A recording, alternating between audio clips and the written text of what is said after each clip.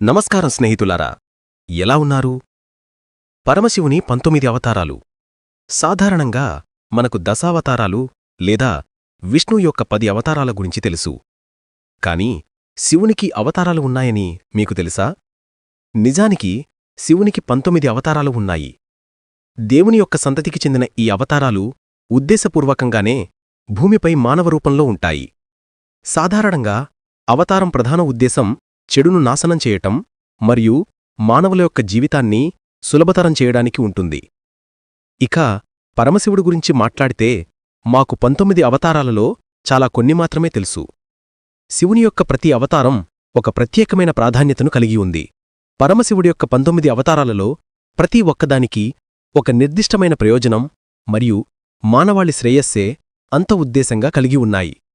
కాబట్టి మీరు పరమశివుడి యొక్క 19 అవతారాల గురించి మరింత తెలుసుకోవాలనుకుంటే ఈ కార్యక్రమాన్ని చూద్దాం రండి.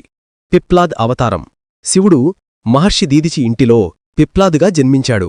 అయితే పిప్లాద్ జన్మించడానికి ముందే మహర్షి దీదిచి ఇంటిని వదిలి వెళ్ళిపోయాడు. పిప్లాద్ పెరిగి పెద్దయిన తర్వాత తన తండ్రి ఇల్లు వదిలి వెళ్లడానికి కారణం శని యొక్క చెడు ప్రభావం అని తెలుసుకున్నాడు. అందువల్ల పిప్లాద్ అతని ఖగోళ నివాసం నుంచి శనిని క్షీణించమని శపించాడు. తర్వాత అతని పరిస్థితిపై శివుడు జాలిపడి క్షమించాడు. అయితే 16 సంవత్సరాల లోపువారిమీద ఎప్పటికీ ప్రభావం చూపకూడదని చెప్పాడు. అందువల్ల శివుణ్ణి పిప్లాద రూపంలో పూజిస్తూ శనిదోషాన్ని వదిలించుకుంటుంటారు. నంది అవతారం. నంది లేదా ఎద్దు శివుని యొక్క వాహనంగా ఉంది. భారతదేశంలోని అనేక ప్రాంతాల్లో శివుణ్ణి నంది రూపంలో పూజిస్తారు. శివుడు నంది అవతారంలో పశువులకు రక్షకుడుగా ఉంటారని పరిగణిస్తారు. ఎద్దు లేదా నంది 4 చేతులతో ఉంటుంది. 2 చేతుల్లో కలిపి ఉంటాయి. మరో 2 చేతుల్లో గొడ్డలి మరియు జింక పట్టుకుని ఉంటారు. వీరభద్రావతారం. సతీదేవి దక్షయజ్ఞంలో ఆత్మహత్య చేసుకున్న తర్వాత శివుడికి చాలా కోపం వచ్చింది. శివుడు అతని తలనుంచి ఒక వెంట్రుకను తెంపి మైదానంలోకి విసిరాడు. ఆ వెంట్రుక నుంచి వీరభద్ర మరియు రుద్రకాళి జన్మించారు. ఇది శివుడి యొక్క అత్యంత తీవ్రమైన అవతారం. అతను పుర్రెలదండ ధరించి భయానకమైన ఆయుధాలు పట్టుకుని మరియు 3 మండుతున్న కళ్లతో ఒక చీకటి దేవుడుగా కనబడతాడు. శివుడి యొక్క ఈ అవతారంలోని యజ్ఞం వద్ద దక్షుని యొక్క తలను తెంచబడింది. భైరవ అవతారం. శివుడు, బ్రహ్మ మరియు విష్ణువు ఆధిపత్య పోరాట సమయంలో ఈ అవతారం పుట్టింది.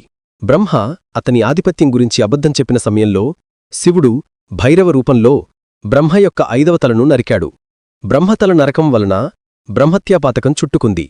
అప్పుడు శివుడు బ్రహ్మపూర్య పట్టుకుని 12 సంవత్సరాల పాటు భిక్షాటం చేశాడు. ఈ రూపంలోనే శివుడు అన్ని శక్తి పీఠాలకు కాపలా ఉంటారని చెబుతుంటారు. అశ్వత్థామ అవతారం. క్షీరసాగర మథన సమయంలో శివుడు ప్రాణాంతకమైన విషం తీసుకున్నాడు. అతని గొంతులో విషం మండటం ప్రారంభమైంది. లార్డ్ విష్ణువు శివుడు నుండి విషం బయటకు రాకుండా వరమిచ్చాడు. అప్పుడు శివుడు విష్ణువుకి భూలోకంలో ద్రోణకుమారుడుగా పుడతానని వరమిచ్చాడు. మొత్తం క్షత్రియులను చంపుతానని కూడా చెప్పాడు. అందువలన విష్ణువు అశ్వత్థామగా జన్మించాడు. శరభా అవతారం. శరభావతారంలో శివుడు ఒక భాగం పక్షి, మరొక భాగం సింహాన్రూకంలో ఉంటుంది. శివపురాణం ప్రకారం విష్ణు యొక్క నరసింహావతారాన్ని మచ్చిక చేసుకోవడానికి శివుడు శరభావతారమెత్తాడు. ఇక గ్రహపతి అవతారం. శివుడు విశ్వనర్ అనే బ్రాహ్మణుడి ఇంట కొడుకుగా జన్మించాడు. విశ్వనర్ అతని కొడుకుకు గ్రహపతి అని పేరు పెట్టాడు. గ్రహపతికి 9 సంవత్సరాలు వచ్చిన తర్వాత చనిపోతాడని నారదుడు అతని తల్లిదండ్రులకు చెప్పాడు. అందువలన గ్రహపతి మృత్యువుని జయించేందుకు కాశీకి వెళ్ళాడు. గ్రహపతి శివుని అనుగ్రహంచేత మృత్యువుని జయించాడు. దుర్వాస అవతారం. శివుడు విశ్వంలో క్రమశిక్షణ నిర్వహించడానికి ఈ రూపాన్ని ధరించాడు. దుర్వాసుడు గొప్ప యోగి మరియు తక్కువ నిగ్రహం కలవారని ప్రసిద్ధిగాంచారు. హనుమాన్ అవతారం. హనుమంతుడు శివుని యొక్క అవతారాలలో ఒకటి. రాముడు రూపంలో ఉన్న విష్ణువుకు సేవ చేయడానికి శివుడు హనుమాన్ రూపంలో అవతరించారు. ఇక వృషభ అవతారం. సముద్రమంథనం తర్వాత ఒకసారి విష్ణువు పాతాళలోకానికి వెళ్ళాడు. అక్కడ అతను అందమైన మహిళల పట్ల తీవ్రమైన మోహాన్ని కలిగి ఉన్నాడు. విష్ణువు అక్కడ నివసించిన కాలంలో అనేకమంది కుమారులు జన్మించారు. కాని అతని కుమారులందరూ చాలా క్రూరంగా మరియు వికృతంగా ఉండేవారు. వారు మొత్తం దేవతల్ని మానవుల్ని వేధించడం ప్రారంభించారు. అప్పుడు లార్డ్ శివ ఎద్దు లేదా వృషభ రూపంలో విష్ణువు యొక్క కుమారులను చంపాడు. అప్పుడు విష్ణువు ఎద్దుతో పోరాటానికి వచ్చాడు. కాని ఎద్దును పరమేశ్వరుని అవతారమని గుర్తించిన తర్వాత అతను అతని నివాసానికి తిరిగి వెళ్ళిపోయాడు. యతినాథ అవతారం. ఒకప్పుడు ఆహుక్ అనే గిరిజనుడు ఉండేవాడు. అతని భార్య శివుని యొక్క భక్తులు. ఒకరోజు శివుడు యతినాథ్ రూపంలో వారికి దర్శనమిచ్చాడు. అయితే వారి గుడిసె కేవలం ఇద్దరు పడుకోవడానికి మాత్రమే సరిపోతుంది. అందువల్ల ఆహుక్ బయట పడుకుని యతినాథును లోపల పడుకోమని చెప్పాడు. దురదృష్టవశాత్తు రాత్రి సమయంలో ఒక క్రూర మొగంచేత చంపబడ్డాడు.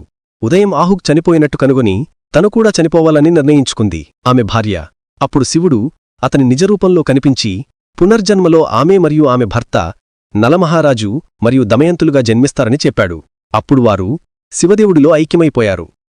కృష్ణదర్శన అవతారం. శివుడు ఒక వ్యక్తి జీవితంలో యజ్ఞాలు మరియు ఆచారాల యొక్క ప్రాధాన్యతను హైలైట్ చేయడానికి ఈ అవతారం జరిగింది. సురేశ్వర అవతారం. శివుడు ఒకసారి భక్తులని పరీక్షించడానికి ఇంద్రురూపంలో వచ్చాడు.